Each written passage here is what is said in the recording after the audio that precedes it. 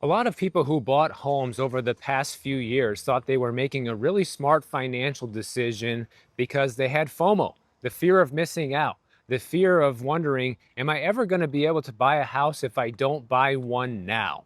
And fast forward 2 or 3 years later, now that a lot of people made that decision, it's really coming back to haunt a lot of people. You're seeing countless stories of buyer's remorse and regrets that a lot of people have. And today I want to highlight a story about how buying with FOMO and buying with a mortgage rate buy down is really coming back to bite a lot of people in the butt. But before we get into that story, let's take a look at this listing right here. You can't really see the house, but you can see its nice, long, beautiful driveway. And take a look at the history of this property. It's kind of laughable. This property was sold back in 2021 during the frenzy for 8.87 million. Then the person turned around, listed it for sale, already at a loss, already at a $600,000 loss, right? And then they finally sold it for 6.25 million. So the prior owner of this home literally lost over $2 million on the sale of this property. And in 2024, when it was purchased again, of course, the next owner turned around and is trying to do the same thing and flip it.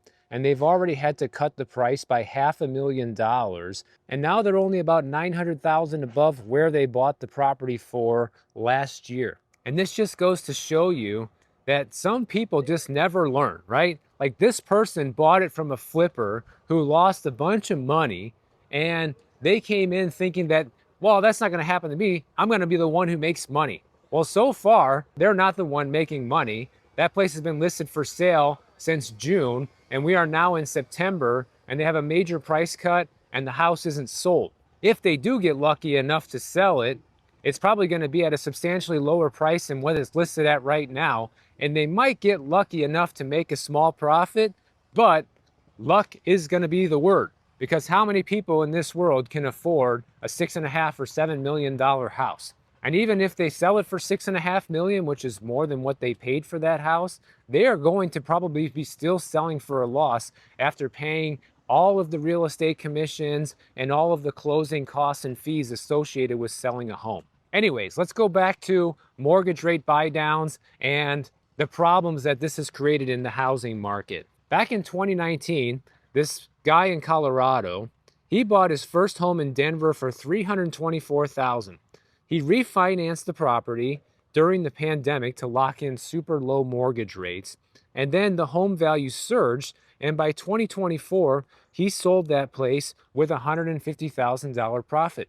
Not too bad, right? A lot of people who were just in the right place at the right time got lucky and made some deals like that. So what did he do? He rolled over that $150,000 in profit that he made, and he bought a brand new $800,000 house, like new construction. But the dream didn't last long, because after buying this house, him and his wife quickly realized a lot of the issues with the property. The biggest one was the location.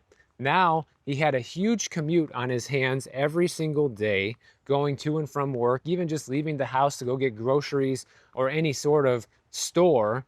He was looking at like a half an hour drive to go anywhere. On top of that, since it's new construction, the entire neighborhood was still kind of a messy construction zone. If you've ever been to a new construction site, you see roads that are still unpaved and halfway done, lots of yards that are unfinished, lots of debris everywhere, of course, construction crews and noise, things like that. Until everything is fully finished, it can be kind of a nightmare. So literally within just a few months, this guy and his wife were already looking at selling the house. They were already talking about it. And this is when they started seeing the reality that maybe they didn't make the best deal. Because one of the reasons they were able to buy the house at the time is because of a mortgage rate buy down. And now a lot of people who bought homes with mortgage rate buy downs are starting to either have to list their homes for sale because now the cost of owning the home and the payments have gone up too high, or have buyer's remorse like this guy because they just bought the wrong property. And in case you don't know what a mortgage rate buy down is, it's where the seller, in many cases the home builder, will give you a temporary mortgage rate. Just take a look at the chart on the screen. You can see how this typically works. In the first year, You might have something like a 4.5% rate. The second year could be a 5.5% rate. And then year three, after it expires, then you're back up to market rate, which is about 6.5% right now. And there's different variations of this. Some of them were 3 or 4 years, and the starting point might have been even lower. Some people started out with a 3% mortgage rate with the buy downs when they first started them. So when this couple bought their home, the builder sweetened the deal and gave them a $30,000 worth of incentives to buy the home, including a mortgage rate buy down. And of course, this is a very common tactic that home builders use. Rather than lowering the price of the home, they will give you a mortgage rate buy down. But the problem is, whenever the buy down actually expires, if the homeowner wants to sell, like in the case of this couple, you can't transfer your artificially low interest rate to the new owner. And that leaves a lot of people who accepted these buy downs and now have buyer's remorse with a major dilemma on their hands. A lot of people were promised the age-old lie in real estate who bought into this, that, oh, don't worry, you just buy now and refinance later. That's a common term for that, is you marry the house and date the rate. And all of the real estate agents back then were promising that that was going to be possible. I don't know how they could promise anything like that, because nobody's a fortune teller. Nobody knows what the future holds. But somehow they were able to make those promises that they weren't able to keep. Check out the view from up here, guys. By the way, I'm walking down Mount Tiburon Boulevard here in Tiburon, California. Got views of San Francisco and San Francisco Bay, Belvedere Island, the fog, the Golden Gate Bridge, Sausalito. You can see it all from up here. Gorgeous. But here's the problem. Many of the homeowners who took the buy downs back in 2021 and 2022 and 2023 are now facing the reality that mortgage rates are still hovering at 6.5%, and the dream of refinancing isn't happening, which is what they were all promised. And some people like to blame real estate agents and say, well, it's all their fault because they were promising that you could refinance and people bought based on that promise. But really, if you're that gullible and naive to think that just based on what someone else says or where interest rates are going to be in 3 or 4 years, it's kind of really stupid, guys, because nobody really knows. Why would you put the largest purchase that you're ever going to make in the hands of some ridiculous prediction that nobody knows if it will actually come true or not? And now the problem is, a lot of these homes are going to be coming back onto the market, just like this one. Rick Palacios Jr., who's the director of research at John Burns Research and Consulting, he said that people are going to start putting these homes back on the market, and I think it's going to be a bit of a shock to them what they have to reprice it at. And that's exactly what happened to this couple in Colorado. They decided to list their home for sale. Remember, they bought it for $800,000. They decided to list it for $850,000. No offers, nothing was happening. Eventually, they dropped the price back down to $800,000, the same price that they paid for the property. And on top of that, the buyer demanded a $40,000 buy down to match the other deals from the builder down the street. And so they had no choice but to agree if they wanted to sell. And in the end, all the money that was gained from the very first sale, that $150,000, was gone. And get this, his real estate agent even chipped in a small piece of her commission, like $350, just to close the deal. And now today, him and his wife are back renting in an apartment trying to regroup.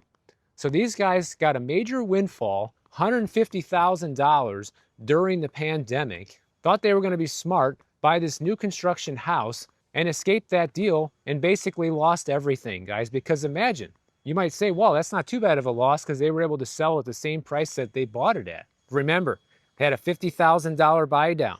They have real estate commissions. They have closing costs, transfer taxes, all different sorts of things you have to pay when you sell, plus the maintenance and property taxes and insurance that they had on the home during the time they owned it. And so they're basically broke now. Now they're living in an apartment renting again. They literally had the chance. They literally had an opportunity with that $150,000, and they blew it. And you know how they blew it? Because instead of taking that 150 grand and investing it into something like gold and silver, or maybe the stock market, they said, no, we're going to buy a primary residence and basically buy the most expensive thing that we can afford. And that's going to be the best idea because real estate just goes up forever. That's what everybody was thinking 2 or 3 years ago. And now, fast forward 3 years later, everybody's learning the hard way that that is simply not the case. And the thing is, this story is not unique because builders use buy downs to keep the sales moving along without slashing prices over that frenzy. And those deals now have left many people overpaying for homes in order to get in because they paid a higher price rather than getting a lower price and having no buy down, right? And they bet on a future where mortgage rates would drop, but that hasn't transpired either. And now that more of these homes are hitting the market, these sellers are realizing that they might not be able to sell without taking a loss. Wow. Who could have predicted that? Who was talking about that before this stuff actually even happened? I don't know who. You guys can take a guess.